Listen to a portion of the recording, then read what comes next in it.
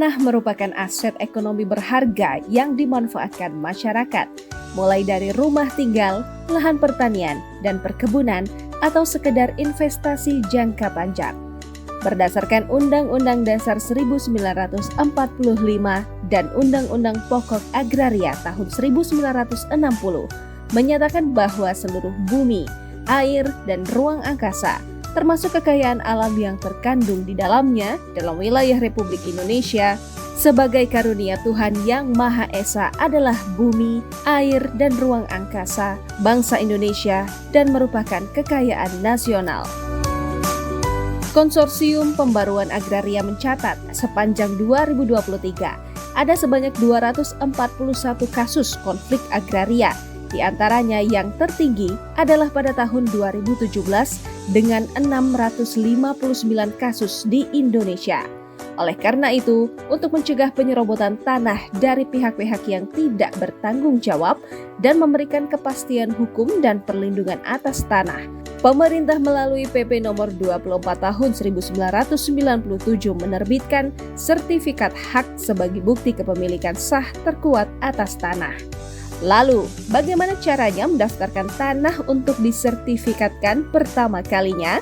Pertama, pemohon cukup datang ke kantor pertanahan terdekat, lalu menuju ke loket pengukuran dengan membawa syarat-syarat sebagai berikut. Pemohon akan dikabarkan oleh petugas apabila peta bidang tanah sudah keluar.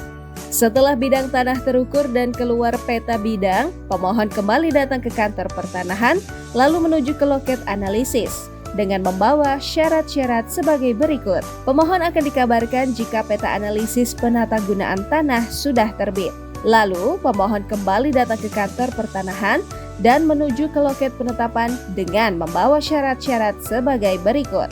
Pemohon akan dikabarkan oleh petugas apabila SK pemberian hak atas tanah telah selesai. Kemudian, pemohon datang ke kantor pertanahan lalu menuju ke loket tematik dengan membawa syarat-syarat sebagai berikut. Setelah ini, pemohon akan dikabarkan apabila hasil cetak surat ukur telah dikeluarkan. Sebelum didaftarkan menjadi sertifikat, pemohon diwajibkan untuk membayar bea perolehan hak atas tanah dan bangunan atau BPHTB ke Dinas Pendapatan Daerah setempat. Setelah membayar BPHTB, pemohon datang lagi ke kantor pertanahan dan menuju ke loket pendaftaran dengan membawa syarat-syarat sebagai berikut. Apabila sudah selesai pada waktunya, pemohon sudah bisa mengambil sertifikat di loket penyerahan. Dengan adanya sertifikat, kepastian hak atas tanah akan lebih terjamin dan tentunya akan meningkatkan ekonomi masyarakat Indonesia. Ayo daftarkan tanahmu dan buat sertifikatmu. Kementerian Agraria dan Tata Ruang melayani profesional terpercaya.